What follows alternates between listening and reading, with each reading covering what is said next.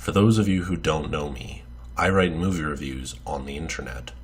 Sometimes these reviews get some comments that I'm not a particularly large fan of, and today I'd like to address one of the ones I got recently, and I've seen it before too, and it usually reads something like this. Well, if you're not a fan of something, you have no right to review it. It isn't for you. That sort of comment usually comes when I mention, at some point in the review, that I either don't like or I actively dislike the series of the film that I'm reviewing. I remember hearing something like this when I reviewed the Minions movie a couple of years ago, and most recently when I reviewed the My Little Pony movie just last week. I think it's a little interesting that both of these are animated films aimed at children, and the comments were coming from people whom I presume are adults, but that's a psychoanalysis for another time. There are a lot of reasons why that type of complaint about a reviewer is bogus. The first and most obvious is that it simply isn't feasible. If you're a critic writing for a random website, you may be the only one on staff, if you're even on staff at all. Given how many franchise films are released, it's impossible for you to be a fan of them all. Where do you draw that line? Do you need to be a fan of the book first, if the movie's based on a book? What if the sequel is coming out several decades later and is barely even related to the first one? Do you still need to like the first one? What you're asking for is largely impractical, especially with a small writing staff. And when you do that, you also limit your audience. Let's use the My Little Pony movie as an example. What percent of the internet do you think is a fan of that show? 1%? Maybe? Probably even less. So if you're reviewing it as a fan, for the fans, you're severely limiting your readership. You know, the people who will actually benefit from the review. But a more important reason is this. Echo chambers are bad. The internet, and especially social media, creates echo chambers. You follow like-minded people, you ignore or block out people who challenge those beliefs, and you spend your days talking to people who, more often than not, agree with you and your beliefs. This isn't great.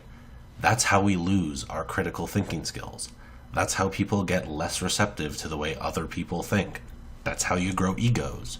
This is how we get people from all sides of the political spectrum growing completely intolerant to everyone else.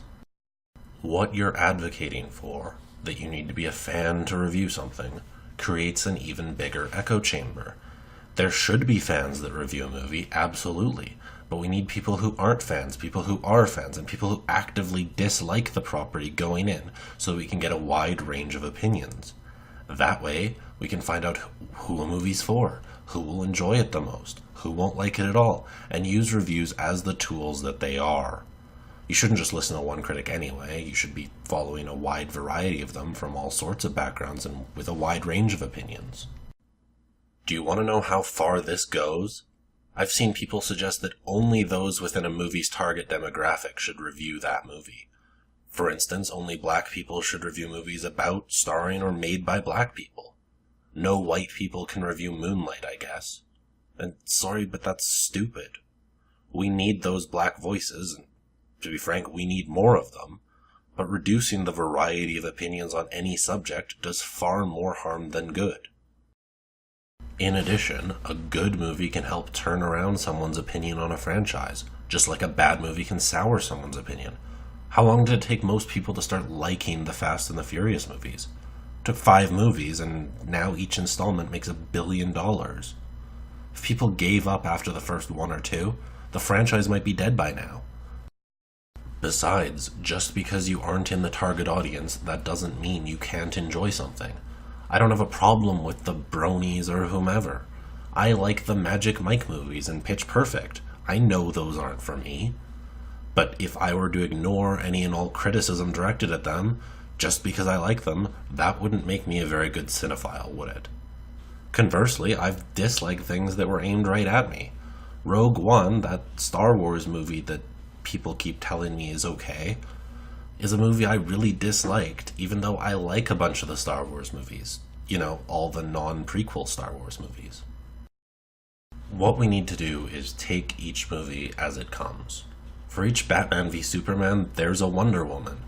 There's always a chance for a new film in a franchise to be the opposite of what you were previously feeling. There are bad sequels to good movies, good sequels to bad movies, etc., etc. You never know. Silencing dissenting opinions especially when non-fans could be the majority, like in the case of the Bronies, is wrong. What it ultimately comes down to is this. People don't like having their beliefs challenged.